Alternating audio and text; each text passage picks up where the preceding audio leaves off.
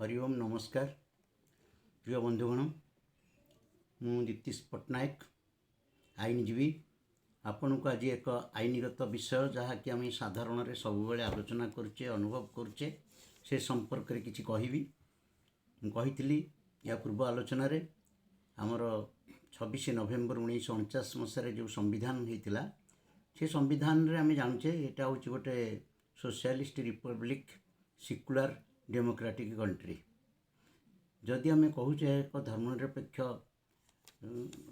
समाज लोक मानकर जदि आम गोटे संविधान तैयारी कले आम आमर संविधान तैयारी करले ये संपर्क रे आम जानिचे अब्राहम लिंकन कहते यहाँ हूँ of the people by the people for the people ये जो ऑफ द पीपुल कथा आम कहीचे संविधान देश एथिरे साधारण लोकर भी समान अधिकार रही आउ जिते बड़ क्षमताशाली लोक हूँ पछे अधिकार सहित तार भोट दबार अधिकार समान अटे ये कथा आम कहीचे विंस्टन चर्चिल भी कहते जे गोटे प्रकृत गणतांत्रिक राष्ट्र रे सबुठारु छोट Mahatma Gandhi small is beautiful जो कथा कहते से दृष्टि देखला बेलू साधारण नागरिकटिकर जेकोसी स्तर में से था पछके तार भोट ही देशर भाग्य नियंत्रण करुछि यही कथा आम कहीचे कि प्रकृत में आप देखु सेटा होउछि कि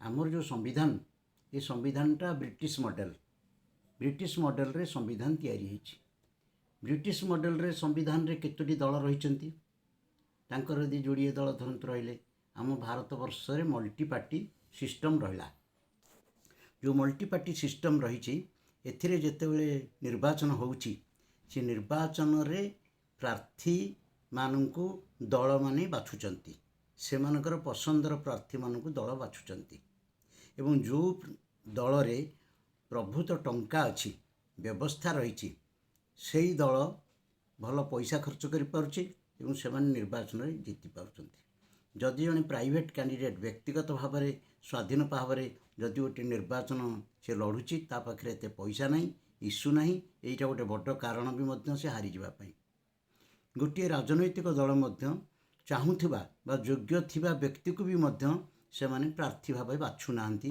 प्रार्थी दौना कारण तांकर अनेक प्रकार विचार बुद्धि रही अन्य दल मान सहित बुझाणा कर निज दल रे योग्य प्रार्थी को भी तांकर जितबार संभावना दृष्टि से माने ताकू प्रार्थी करूना एठी गोटे कथा आसुची निर्वाचन होउची लोक जितुचंती लोक हारुचंती प्रकृति में देखला बेलू जितवा दल मात्र अति बेसी 40% बा 45% भोट पाइकरी जितिकी पार्लियामेंट हो बा आसेम्बली को आसुची से कौन सबू लोकंर प्रतिनिधित्व करला कि से सबू लोकंर प्रतिनिधित्व से करि पारु नाही एमिति भी समय रही जेतेबेले कि समुदाय उपर देखिले 20% 25% भोट पाइथिबा व्यक्ति माने देशर भाग्य नियंत्रण करुचंती अर्थात संपूर्ण लोक मानकर प्रतिनिधित्व एक गणतांत्रिक राष्ट्र रे हवा कथा आमे जोटा कहूँ सेटा हो पारुनी जो प्रार्थी मान को बछा जाउची से माने किए से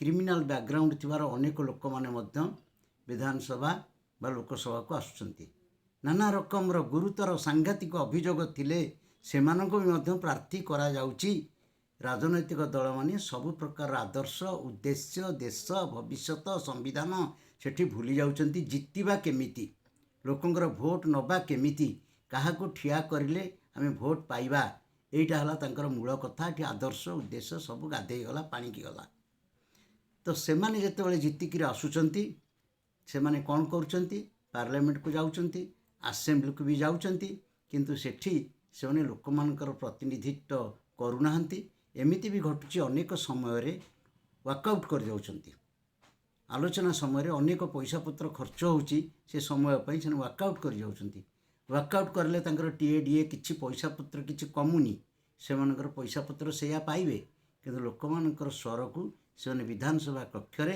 बा संसद रे जो भाई उपस्थापन करने कथा देशर भविष्यत ता करूना से दलीय स्वार्थ ही से बेसी घारुची जदि यही परिस्थिति होउची बर्तमान केवल गोटे कथा आपन को कहबी जे आमर वर्तमान କାହିଁକି ଗଣତନ୍ତ୍ର ତାହେଲେ ଫେଲ୍ ମାରିଲା?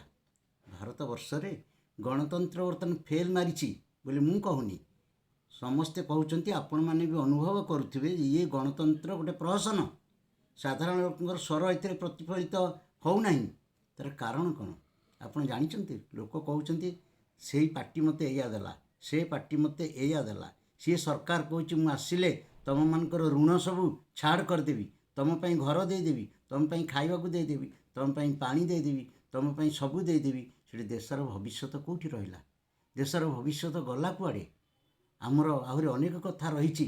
ଏଠି ଲୋକଙ୍କ ପାଇଁ କେବଳ ଦେଖୁଛି ମୁଁ, କାରଣ ସେ ମୋତେ ଭୋଟ କୈନ୍ଦ୍ରିକ ଏଇ ଯେଉଁ ବିଚାର ପଦ୍ଧତି ରହୁଛି, ଏଥିରେ ଦେଶ ରସାତଳକୁ ହିଁ ଯିବ। କାରଣ ସାଧାରଣ ଭୋଟର ପାଖରେ ଶିକ୍ଷାର ଅଭାବ, ପାଠ ପଢ଼ିକି ସାର୍ଟିଫିକେଟ୍ ପାଇବା ଶିକ୍ଷା ନୁହେଁ। ଯେଉଁ ପ୍ରକାରର ଶିକ୍ଷିତ ଲୋକମାନେ ହେବା କଥା ଦେଶ ସମ୍ପର୍କରେ, ସମାଜ ସମ୍ପର୍କରେ, ଭବିଷ୍ୟତ ସମ୍ପର୍କରେ, ସେ ଜିନିଷ ହେଇପାରୁନାହିଁ। ଏଠି ତ ମୁଁ ଗୋଟେ କଥା କହିବି, ତା ମାନେ କ'ଣ ମୁଁ କହିବାକୁ ଚାହୁଁଛି ଯେ ଗଣତନ୍ତ୍ର ଫେଲ୍ ମାରିଲା, ଏଠି ଆଉ ଗୋଟେ କେଉଁ ପ୍ରକାର ଶାସନ ଅଣାଯାଉ, ସେ କଥା ମୁଁ କହୁନି। ଆମ ଭିତରେ ଅଛି ଇଣ୍ଡିପେଣ୍ଡେଣ୍ଟ ଇଲେକ୍ସନ୍ କମିଶନ୍ ଅଛି, ଆମ ପାଖରେ ରାଷ୍ଟ୍ରପତି ଅଛନ୍ତି। ରାଷ୍ଟ୍ରପତିଙ୍କୁ ରବର ଷ୍ଟାମ୍ପ ବୋଲି ଭାବିବା ଭୁଲ।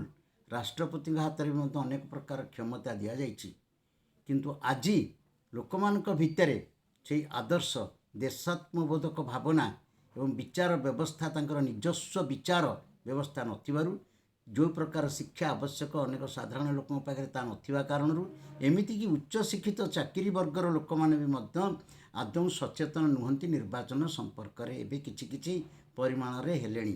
ତେଣୁ ଏ କୁଶିକ୍ଷା, ଏ ଅଶିକ୍ଷା ଏବଂ ବିଭିନ୍ନ ରକମର ଜାତୀୟାଣ ଭାବ, କାଷ୍ଟେଇଜିମ୍ ହେଉଛି ପଲିଟିକାଲ ପାର୍ଟି ଉପରେ ଲୋକ ଯାଉଛନ୍ତି ଭାରି।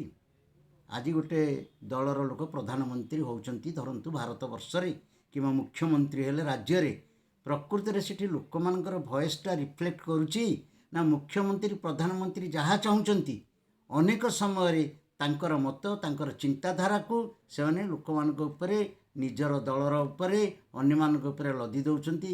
ଏହାକୁ କ'ଣ ଗଣତନ୍ତ୍ର କୁହାଯିବ କି? ଗଣତନ୍ତ୍ର ଏହାକୁ କେବେ ହେଲେ କୁହାଯିବ ନାହିଁ।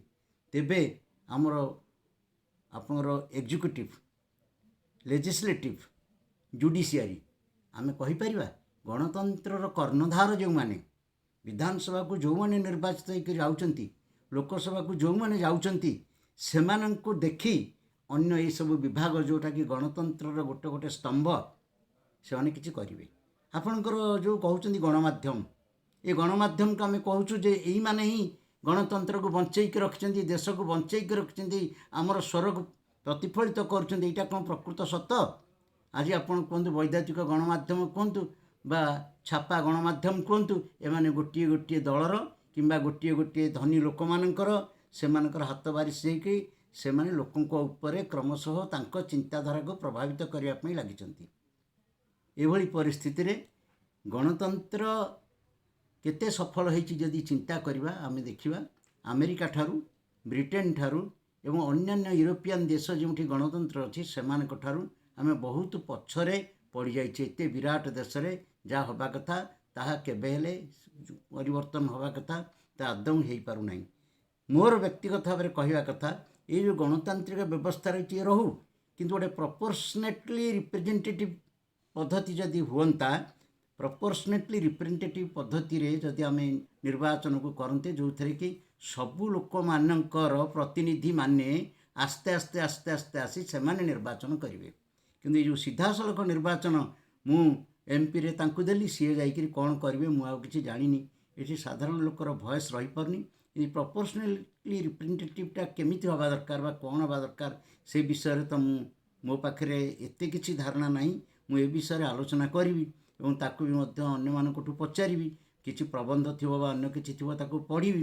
କିନ୍ତୁ ମୁଁ ନିଶ୍ଚିତ ମୁଁ କହିବାକୁ ଚାହେଁ, ମୋ ସହିତ କେହି ମତ ପାର୍ଥକ୍ୟ ଥାଇପାରେ, ଆମର ଗଣତନ୍ତ୍ର ଯେଉଁ ସ୍ୱପ୍ନ ଦେଖାଯାଇଥିଲା, B.R. ଆମ୍ବେଦକର ଯେଉଁ ସ୍ୱପ୍ନ ଦେଖିଥିଲେ ଏବଂ କହିଥିଲେ ଯଦି ସମ୍ବିଧାନ ଫେଲ୍ ହୁଏ, ଏଥିରେ ସମ୍ବିଧାନର ଦୋଷ ନାହିଁ, ସାଧାରଣ ଲୋକମାନଙ୍କର ହିଁ ଏଥିରେ ଦୋଷ ରହିଛି। ଏବଂ ଯେଉଁଠି ସିଏ ବି କହିଥିଲେ ସମ୍ବିଧାନ ଯଦି ଫେଲ୍ ମାରିଲା, it is because of the follies, ଅର୍ଥାତ୍ ଦୋଷ ତ୍ରୁଟି ହେଉଛି ସାଧାରଣ ଲୋକଙ୍କର, କରପ୍ସନ୍ ଅଫ୍ ଦି ପଲିଟିସିଆନ୍ସ, ରାଜନୈତିକ ଲୋକମାନଙ୍କର ଦୁର୍ନୀତି, କରପ୍ସନ୍, एवं नेग्लिजेन्स ऑफ द एलाइट्स जो मैंने उच्च चिंताधार लोक अच्छा से अवहेला कारण होती।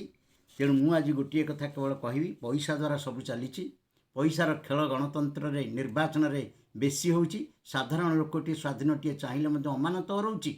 आज बालेश्वर रे गोटे निर्वाचन है सेठी से बेणु मौसा बोली जड़े छिड़ा होते सी जड़े स्वाधीन प्रार्थी किंतु आपण तांकर भोट हार भी देखिले सब भी देखिले से कौन सी गुण में कह जड़े वयस्क लोक जिते आसचंती सी भी जहाँ कहते कि भूल कहूनुले किंतु कहगला जेन तेन प्रकार आमको जितवा पड़ो। अन्य दल मैंने कौन कले सबु प्रकार पंथा अवलंबन करले तांकर राज्य जाकर नेता जाकर उपनिर्वाचन से पहुँचले साधारण लोकंकर साधारण मंतव्य को सुजोग दिगला ना। यही कौन गणतंत्र? आज सबू जगार यही प्रकार गोटे गोटे इस्यू तैयारी करी भी बेले बेले निर्वाचन कर दि जाउची। लोक मैंने भूल रे से इस्यू पर मातिकी 5 वर्ष पर देशर भविष्य को भोट देकी तांको देउछन चलंती इस्यू। अर्थात जड़े नेता मरीगले पुओ ठिया होची निर्वाचन रे केवल सिंपाथी भोट रे आमे जितौचे आउ किछि कन्सिडरेशन नाई। से मरीगला ता पुओ ठिया होची ता स्त्री छिड़ा होची। एटा कोन गणतांत्रिक विचारधारा भितर गणतांत्रिक गोटे जिते आम राज्य चाहूचे सरकार गठन करने यही चिंताधारा कौन रहा उचित कि कहीं रोचे 71 वर्ष पर भी कहीं चिंता रोचे। तेणु मोर आपण मान केवल गोटे कहवा कथा हो साधारण लोक मानकर यार उपरे गोटे ओपिनियन नि जाऊ एवं से मतामतटा रिफ्लेक्ट करूँ केवल खाली ए नुहे निर्वाचन रे नुहे विभिन्न समय ए विषय आलोचना हवा दरकार। आलोचना जातीय स्तर हवा दरकार राज्य स्तर आलोचना हवा दरकार। एथिपाई आज आम पाखे मोबाइल फोन आसीची सेटा गोटे अपूर्व सुजोग आसीची। यार माध्यम आम आमर मतामत जनइबा केवल ओपिनियन दे लाइक करी बा रिप्लाई देदेले केवल हेनी जो मैंने आपको विरोध करेंगे किसी लोग मो कथा को समर्थन करेंगे नहीं समर्थन विरोध भितर आलोचना हो गठनमूलक आलोचना हो। आमर गणतंत्र रे मध्य वर्तमान आवश्यक संशोधन निश्चित रूप से आवश्यक कहीं ना ये गणतंत्र रे ए निर्वाचित सरकार रे प्रकृत लोक मानकर स्वर प्रतिफलित हो पारु नाही। यही मोर आजिर मत। नमस्कार।